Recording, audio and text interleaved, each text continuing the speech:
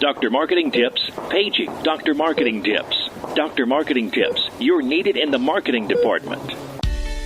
Welcome to the Dr. Marketing Tips Podcast, your prescription to the answers you seek to grow your medical practice easier, better, and faster. This show is all about connecting practice administrators and medical marketing professionals with peers working in practices, learning from experiences, making mistakes, and sharing successes. Let's get started. Hey there, welcome to the Dr. Marketing Tips Podcast. I am Jennifer, and I am joined today by Dr. Jeff Segal. Dr. Segal is a neurosurgeon turned attorney turned entrepreneur, and I think that all of our listeners are wondering how you managed to do all that and still have a head full of hair. So, Jeff, thanks for joining us, and why don't you tell us a little bit about yourself? Well, this is a podcast, so you can't see whether I have hair or not. I do have some, but probably not as much as I had when I started this journey a number of years ago. So yes, I practiced as a neurosurgeon for a decade. That included the training before that, and got involved with a biotech company. We founded one in Research Triangle Park and did that for a number of years. I had been sued one time for what I perceived to be a frivolous reason. The single expert who testified against me had actually been expelled from our professional society for delivering frivolous testimony. Yet there he was with an opinion, making a very handsome living, testifying against doctors. Mind you, he had never seen or done the case at hand, but he communicated well with the jury, so he was making great money. The case was dismissed about 2 weeks before trial. I never felt as if I won anything, just lost less. And I thought there's got to be a better way to manage this. And so I created medical justice as a way to keep doctors from being sued for frivolous reasons. We pay the bills to file counterclaims and countersuits against proponents of frivolous lawsuits, typically after a case is terminated. And we've been at this now for quite a while. We've worked with over 11,000 physicians across the country over a period of time. And along the way, we've expanded what we do, goal being to de-escalate doctor-patient conflict using a collection of tools. I mean, if and when you've been sued, it's already kind of late. So the goal is to potentially extinguish conflict before it escalates. Also, we created eMerit as a tool to help manage a doctor's most precious asset, namely his or her reputation. I got a law degree along the way, and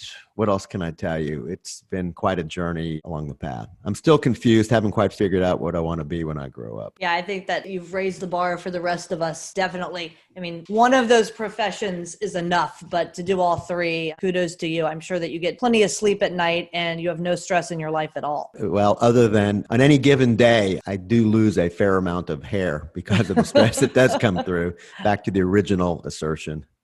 I love it. Hey, what I want to talk about today is protecting PHI in kind of the digital age. And just since you are an attorney, I have all kinds of legal questions, and I'm going to use this next 15 minutes or so to get some advice from you. So let's start with this, though. What do you think some of the biggest mistakes are that you're seeing when it comes to HIPAA violations, but specific to digital marketing communication? Okay, so PHI is protected health information, and it's a slave to HIPAA. HIPAA is a federal rule. It's been in place for probably 2 decades, and its follow-up stepchild is the HITECH Act. So a lot of federal rules related to how we need to manage protected health information. In addition, there are also state privacy laws. As if HIPAA is not enough, there are also state privacy laws that pretty much mirror the federal laws. And so with respect to digital marketing, what are some of the concerns or challenges? So what are the tools that we would use with digital marketing? If you want to go directly to a patient, email and text marketing, those are both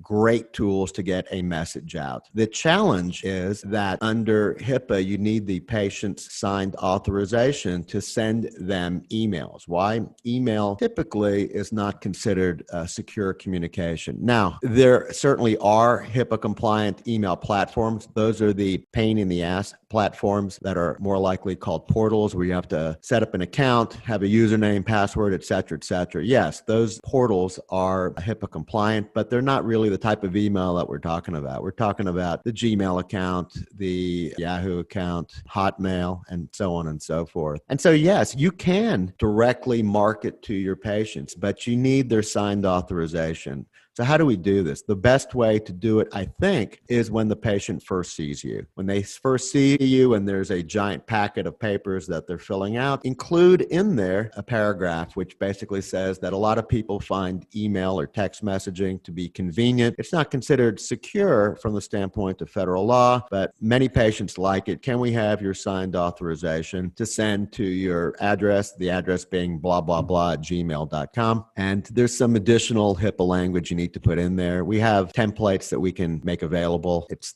only a paragraph long, but that'll bulletproof you. I mean, will this turn into a problem? I don't know that it'll turn into a problem. It's only a problem if somebody complains. People who are angry complain and they try and figure out every possible way to do so. And if they say that you're marketing to them by email, then they could file a complaint with the Office of Inspector General and so on. So you want to make sure that you've got a signed authorization up front. So that's HIPAA. Then HIPAA has a nasty cousin called TCPA, the Telephone Consumer Protection Act, which I'm guessing 98% of the listeners have never heard of. Mm-hmm. What is it? TCPA is a cash cow for plaintiff attorneys. It is the second largest complaint in federal court after employment law related matters. Why? Because there's so much money in it. As Willie Sutton said, why he robbed banks, he robs banks because that's where the money is. TCPA came around again about 20 years ago, maybe a bit beyond, when people were eating dinner and there were telemarketing calls made to landlines. So at the time, people actually ate dinner at 6 o'clock in their kitchen together, and people had landlines. We don't eat dinner together any longer. We don't have landlines. But the law has become even more onerous, meaning that if somebody sends an automated text message to your mobile phone without your signed authorization, that's a violation of TCPA.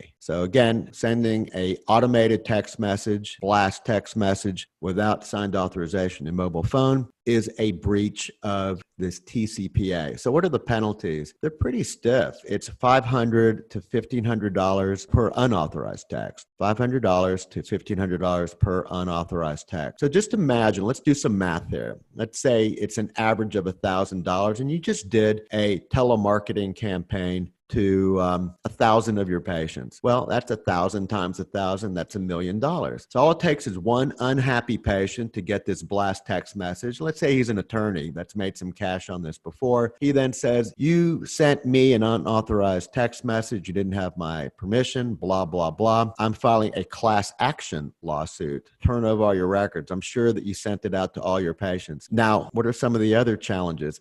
Most people don't have insurance for this. So unlike medical malpractice insurance, most people don't have insurance for this. And you have no leverage at that point. Now you're on the receiving end to write a check. There have been some ridiculously large settlements. One for Walgreens, for example, was $16 million. What horrible thing did Walgreens do? They collected mobile phone numbers and then for refills. So it was supposedly for refills. And they were using these phone numbers to remind people to get their flu vaccine or something like that. I don't remember the exact details, but it wasn't such a horrible or heinous act.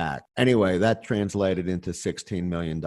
Okay, I've told you about all the bad stuff. How do you neutralize that? You add one more sentence to that authorization I just talked about because you have to dot the I's and cross the T's. It says that also I elect to receive marketing messages by texting, that text, my mobile number being 336 and so on and so forth. This will remain in effect until I text stop or let the office know in writing and so on and so forth. To be compliant with TCPA, you need to have a number of statements in there, but the whole thing with HIPAA and TCPA compliance and marketing can be wrapped up in a nice little bow in one paragraph. And again, just getting that in place from the very beginning is helpful. Now, I know practices have said, well, I've been doing it for quite a while, and a lot of my patients are repeat patients, so they don't get a new patient packet. How do I deal with this? There are a couple ways to deal with it. One is when they see you again, freshen up the paperwork. And number two, you can probably send out some information allowing them to opt in. There are ways to do this. It's not perfect, but it's pretty good. And the goal is, how do you just become compliant? Being compliant is always a pain in the butt, but it's doable. And if you do it up front, it's so much better than trying to address this after the firemen have shown up at your house. Hello, Keith Landry here with Insight Marketing Group, talking public relations. To get your doctor story on the news, You have to hire someone who knows how newsrooms work. Insider insights win news coverage. Our team spent 26 years working in newsrooms, and we execute effective public relations campaigns. Trust Insight Marketing Group to get your story on the news. I think that's great advice. So you addressed email, you addressed text, not directly related, but in a similar family. Do you have any suggestions with maybe putting policies in place for interacting with patients or potential patients on social media? Because to be successful, you have to be transparent and you have to engage, but sometimes the act of engaging may put you into the corner when it comes to health records or health information or even acknowledging that they're patients. Yeah, I'm going to give you the lawyerly answer. It depends. Such a lawyer. Yeah, but I'll qualify it and get you a good answer. I do think that you should be out there. You should find a way to interact. You just need to be careful about how you interact. So if it's just a marketing message and it's broad and you're not disclosing protected health information, wonderful. You're already safe. Nothing to worry about there. Number two is that if you just want to thank someone for posting a positive comment about your practice, it's got to be broad. And first of all, I'm not a fan of thanking someone online for posting something positive because in a sense, you're just thanking them for the thanks. It's not particularly original and you're going to run out of original material pretty quickly. I know people do it. I think it's more trouble than it's worth. It's time consuming. And it's implied that if someone writes a nice note about you online, that you're pleased with that and you acknowledge it. If you do feel a need to acknowledge it privately. Just send them a note or call them. Just let them know, hey, I saw what you wrote about me online. I really appreciate it. You're awesome. You don't need to put that online. Or get the patient's authorization that you can respond online. If you have a signed authorization, you're golden. Really need to worry about it. The biggest concern is getting into a debate online with a patient who's unhappy. That's a hornet's nest. There are ways to respond, but you need to respond in a HIPAA compliant way. You cannot out a patient's protected health information. There is a myth that if a patient has already outed themselves online, acknowledging that they are a patient of yours and they're unhappy, there's this myth that the door is open for you to respond and get into a public debate. Well, first, it's counterproductive to get into a public debate with a patient. Is your goal to win the debate or to educate the public? If it's to win the debate, you're not going to win. You're going to incite a cyber mob. So I would tell you not to do it. But if your goal is to educate the public, there are plenty of ways to do that in a HIPAA compliant way. I can tell you that unless the patient has given you signed authorization up front to respond and even acknowledge that they are your patient, you cannot disclose protected health information. The mere fact that they have done it on their own is irrelevant. And we've asked the Health and Human Services directly about this, and they said, well, it's pretty simple. If it's not a written exception to HIPAA and disclosing protected health information, and it's not in this particular case, you just can't do it. You need a signed authorization or you can't do it. So we're recording this I can't believe I'm going to say this, but it's been 6 months since we all started working from home for COVID. And there were a bunch of regulations that were relaxed around HIPAA at the beginning so it could be delivered. I'm in Orlando and we had this kind of a relaxed regulations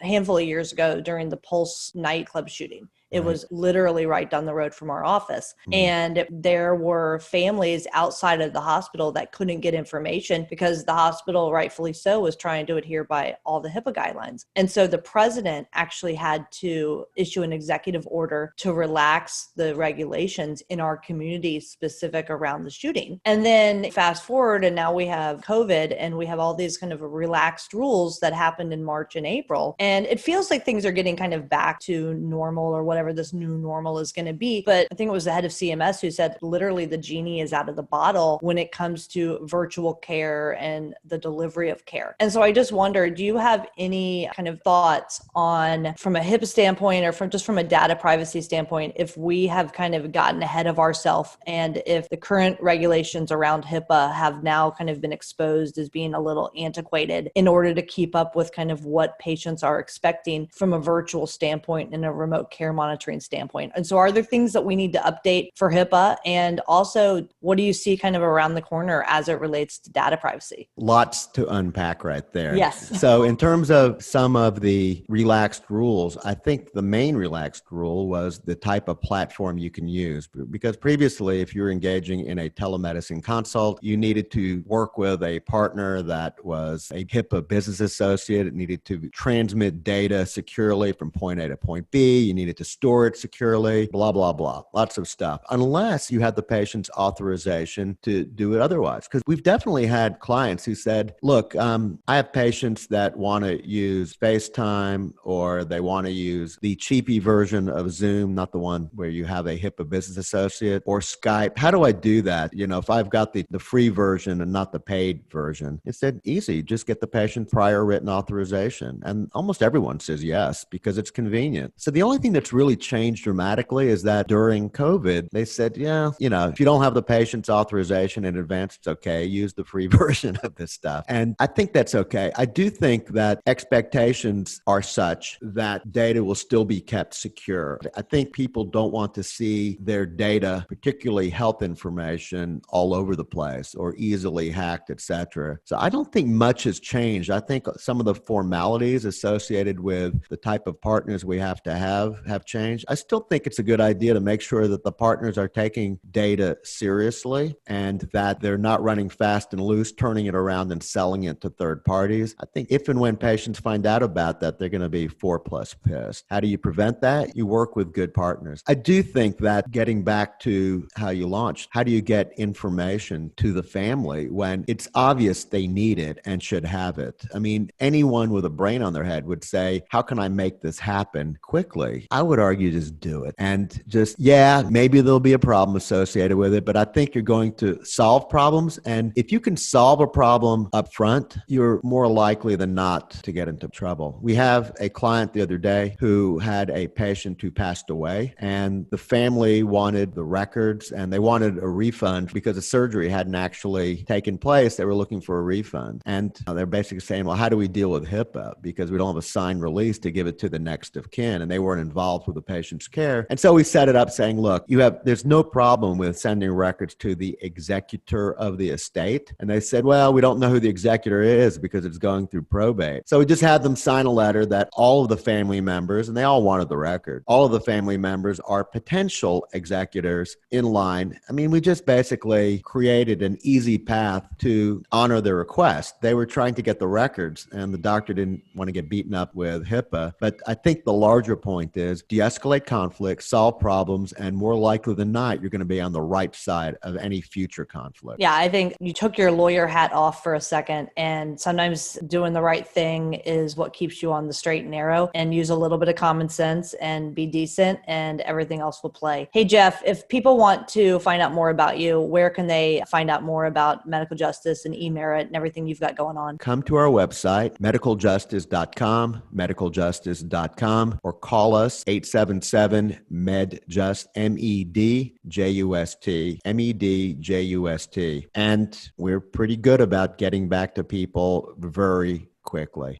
Any final words? Yeah, the medical legal world is a thicket of challenges. We learned none of this in medical school or residency. We learned at best how to diagnose and treat, and that's already a full-time job. We learned nothing about running a business. We learned nothing about marketing. We learned nothing about getting sued, all the things that do keep us up at night above and beyond patient care. So you and I are both here to fill in a number of those gaps.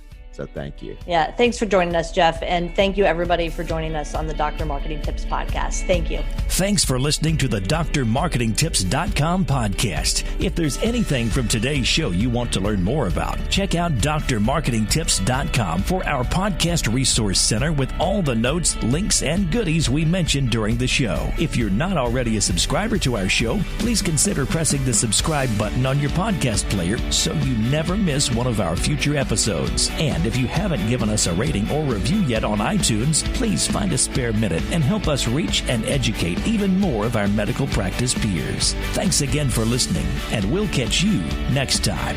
Doctor's orders.